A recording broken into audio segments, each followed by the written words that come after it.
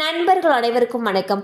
இன்னைக்கு நம்ம அந்த வீடியோல வங்கி வாடிக்கையாளர்களுக்கு மிக முக்கியமான புதிய அறிவிப்பு ஒன்று வெளியாகி இருக்கு. ஸோ அதை பத்தி தான் இப்ப நம்ம பார்க்க போறோம். அதாவது மே மாதம் முதல் வங்கிகள் நடைமுறையில் பல மாற்றங்கள் வந்துள்ளன. அந்த வகையில் காசோலை திரும்ப பெறுவதன் விளைவுகள் மிகவும் கடுமையானதாக மாற உள்ளன. இப்பொழுது 10,000 ரூபாய்க்கும் அதிகமான காசோலை பவுன்ஸ் ஆகிவிட்டால் அது 500 ரூபாய் முதல் 1,500 ரூபாய் வரை அபராதம் விதிக்க வழிவகுக்கும். மேலும் உங்கள் கிரெடிட் ஸ்கோரை சேதப்படுத்தும். மீண்டும் மீண்டும் நிகழும் சந்தர்ப்பங்களில் வங்கிகள் உங்கள் கணக்கை முடக்கலாம். மேலும் FIR பதிவு செய்யலாம். அபராதங்களை தடுக்க வாடிக்கையாளர்கள் காசோலைகளை வழங்குவதற்கு முன் போதுமான நிதி இருப்பை உறுதி செய்ய வேண்டும்.